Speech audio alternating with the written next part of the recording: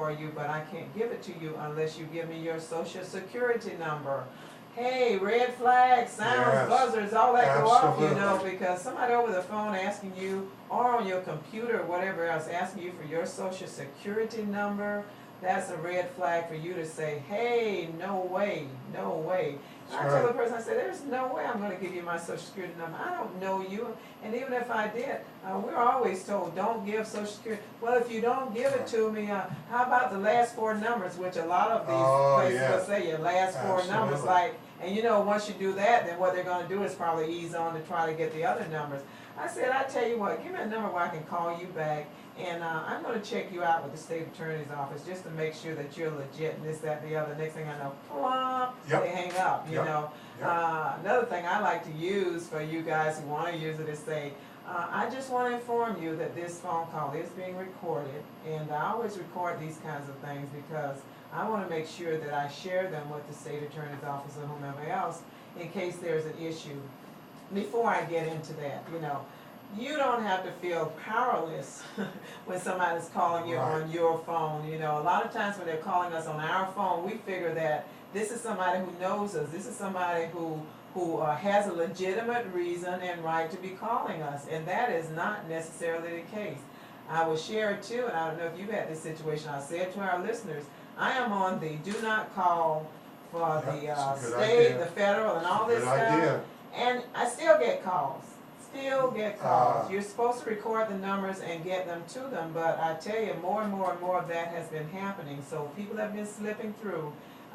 So do not give personal information out to anybody, you know, over the phone, on your computer. If you have credit cards, anything like that, they will say to you, they will not ask you for any personal information like that.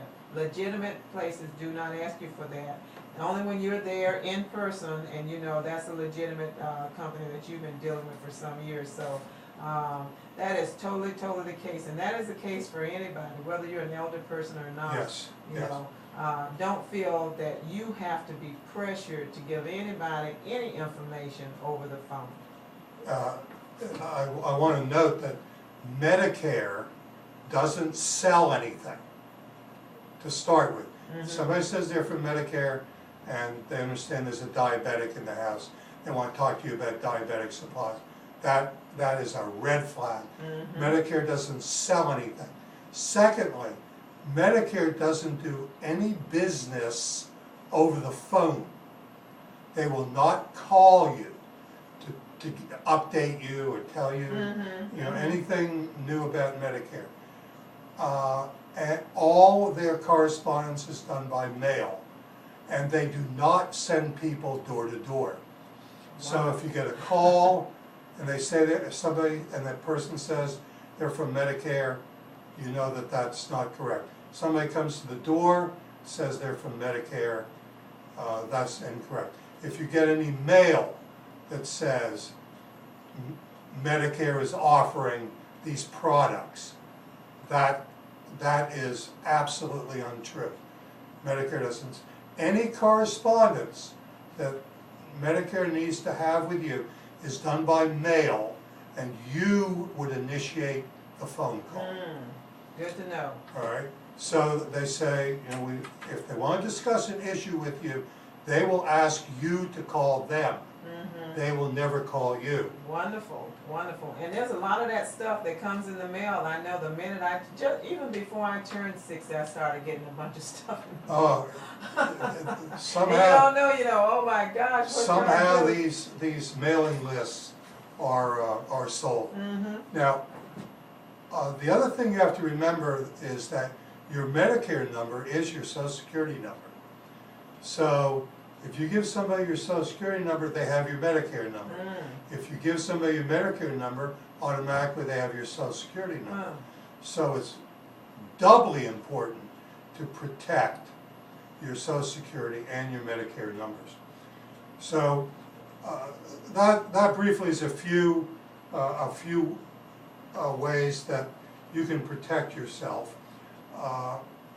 Again, I want to say you should treat your Medicare and Social Security numbers like they're credit cards. Mm-hmm. You treat them the same way you would treat a credit card.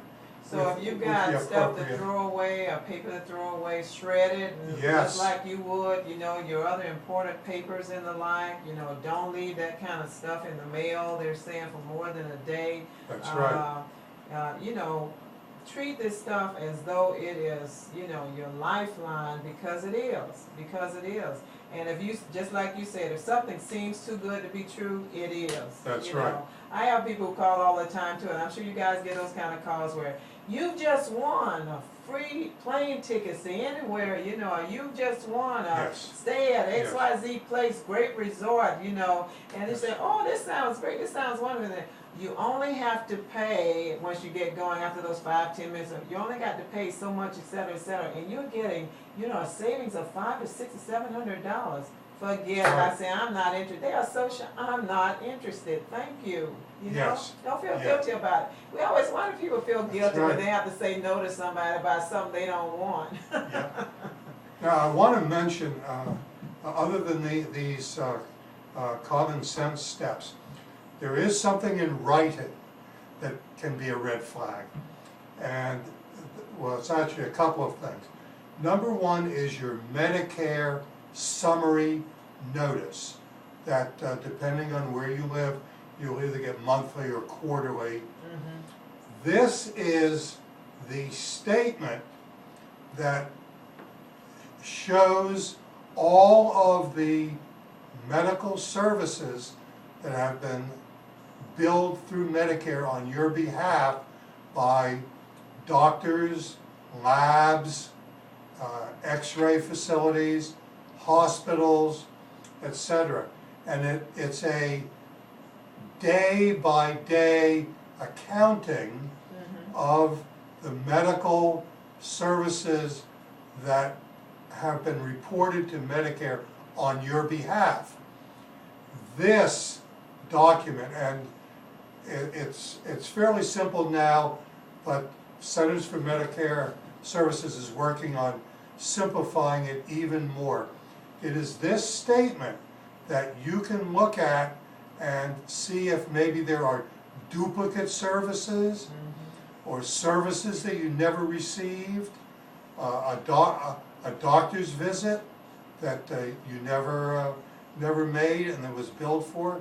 And it's an opportunity to see what has been reported on your behalf.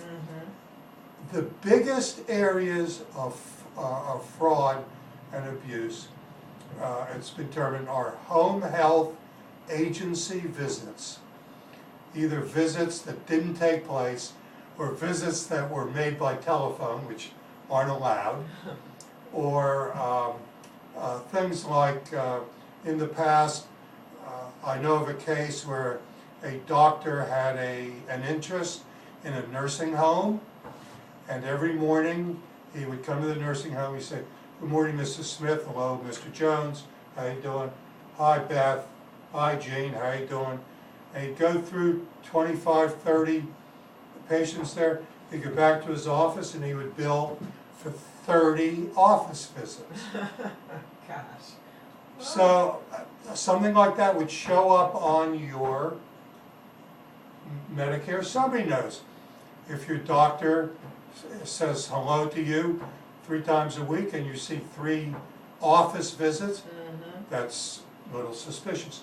The other area is what we call DME, which stands for durable medical equipment.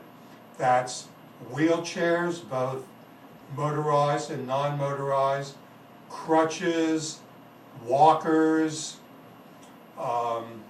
portable toilets, this sort of equipment that a doctor can order on your behalf. There are unscrupulous vendors or merchants of durable medical equipment who will bribe doctors or will invent doctors, will invent diagnoses, whatever, so that they can sell you some of this durable medical equipment and bill Medicare. And you see the ads on TV. You see somebody going around circles in Yeah, their well. wheelchair, and they say Medicare